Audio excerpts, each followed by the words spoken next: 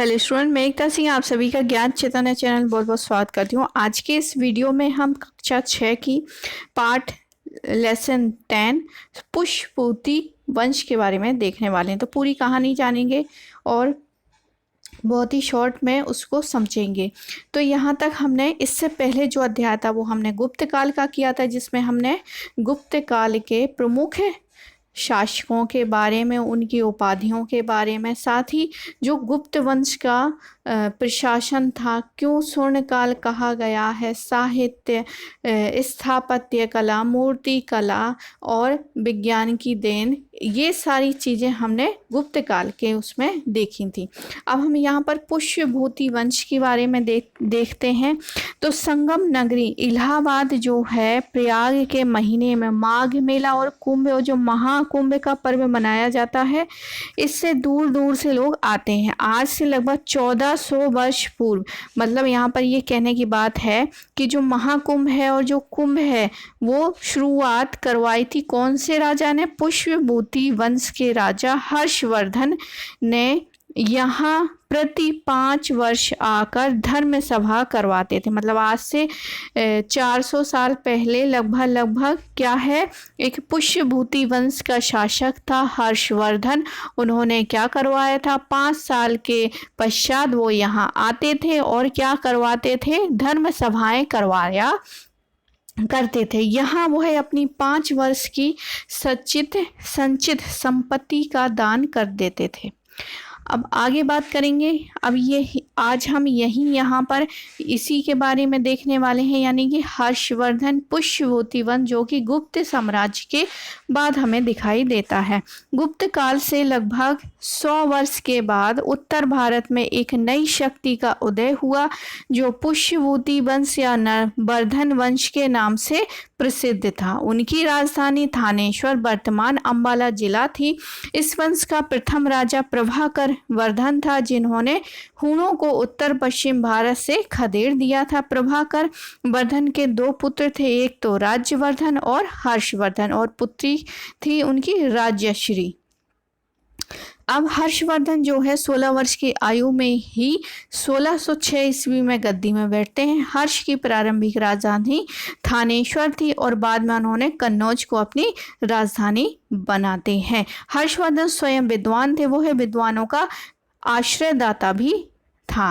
मतलब वो स्वयं भी पुस्तकें वगैरह लिखा करता था, साथ ही जो लेखक हैं उनको भी अपने शासन में शरण दिए हुए था। हर्ष ने संस्कृत के प्रसिद्ध 3 नाटक, जिसमें नागानंद, रत्नावली और प्रियदर्शिका। नागानंद, रत्नावली, प्रियदर्शिका किसकी लेखक हैं? इसके लेखक हैं हर्षवर्धन। बाणभट्ट हर्ष के दरबारी कवि थे, जिन्होंने हर्षचरित लिखी है। चीनी यात्री हेंग सांग इनके ही शासनकाल में आते हैं और 12 वर्षों तक भारत में रहते हैं। वर्धन काल या श्वेन इत्सांग की नज़र से वो क्या लेखन करते हैं वो हम यहाँ पर देखते हैं।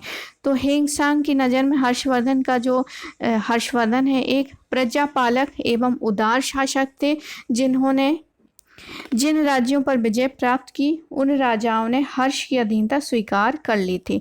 हर्षवर्धन ने अपने संपूर्ण साम्राज्य की व्यवस्था के लिए इसे भुक्तियों या विषयों तथा ग्रामों में विभाजित किया। उसने शासन में अपराध कम होने लगे थे। किसके शासन में? तो हर्षवर्धन के शासन में। अपराध करने वाले को कठोर दंड दिया जाता था। हर्ष का बौद्ध धर्म से लगाव था। उन्होंने कन्नौज में एक विशाल धर्म सभा बुलाई थी। वह बहुत दानी भी थे और हर 5 साल में प्रयाग के मेले में दान करते थे। आइए उनके दान के बारे में पढ़ते हैं। तो यहाँ पर कॉमिक्स के माध्यम से बताया गया है। चूँकि बच्चों की बुक है तो बच्चों को कॉमिक्स पढ़ना बहुत पसंद होती है, स्टोरियाँ, इसलिए यहाँ पर स्टोरी के माध्यम से बताया गया। तो यहाँ पर देख लेते हैं हम। हर्ष ने सभी धर्म के विद्वानों, पुरोहितों, किसानों व हेंगसांग को दान देने के लिए आमंत्रित किया था। अब यहाँ पर क्या, कृपया मेरी इस छोटी सी भेंट को स्वीकार करें, ईश्वर आपके साथ रहे हर्ष। तो यहाँ पर क्या है, पुरोहित कहते हैं ईश्वर आपके साथ रहे। हर्ष ने गरीबों को भी आमंत्रित किया। अंत में सिर्फ एक पुरोहित बचता है। कृपया मुझे माफ़ करें, मेरे पास अब कुछ भी नहीं है सिवाय मेरे कपड़ों के। इस प्रकार प्रत्येक 5 साल में हर्ष अपनी सारी संपत्ति को विद्वानों और पुरोहितों और गरीबों में बांट देता है। कृपया इसे ग्रहण करें। तो वो अपने जो कपड़े हैं वो भी क्या है, दान में दे देते हैं। हर्ष आपकी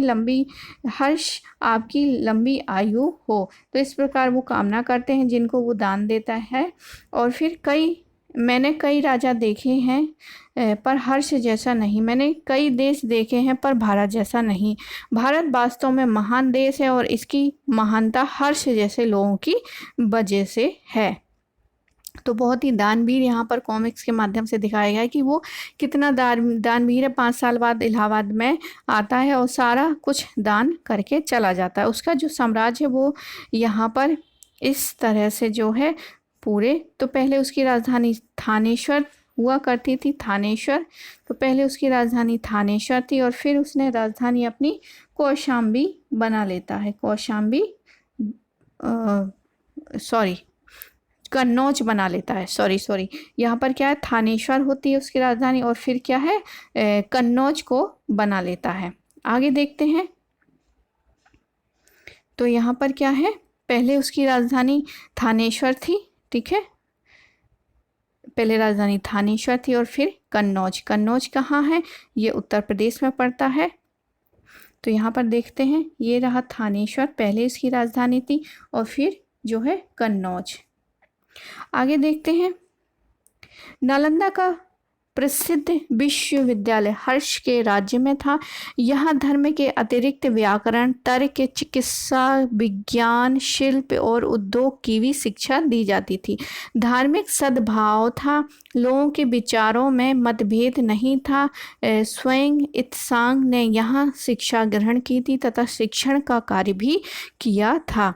तो यहाँ पर क्या है, बहुत उस समय फेमस होता है नालंदा, और फिर नालंदा काफ़ी दिनों तक फेमस रहता है और फिर जब तुर्कों का आक्रमण होता है उस समय क्या है, ये नष्ट होता है। आगे देखते हैं। 647 ईस्वी में हर्षवर्धन की मृत्यु हो जाती है। उनके बाद क्या है, 40 वर्षों तक उन्होंने क्या किया था, शासन किया था। उनकी मृत्यु के बाद केंद्रीय सत्ता जो है छिन्न भिन्न हो गई और उत्तर और दक्षिण भारत के राज्यों राजवंशों की स्थापना हो जाती है। तो ये रहा नालंदा विश्वविद्यालय। नालंदा विश्वविद्यालय जहाँ पर कौन सी क्या क्या विषय पढ़ाए जाते थे, व्याकरण, तर्क, चिकित्सा, विज्ञान, शिल्प और उद्योग। तो ये था हर्षवर्धन का। तो अब मिलते हैं एक और नए वीडियो के साथ। जब तक के लिए आप सभी का बहुत बहुत धन्यवाद।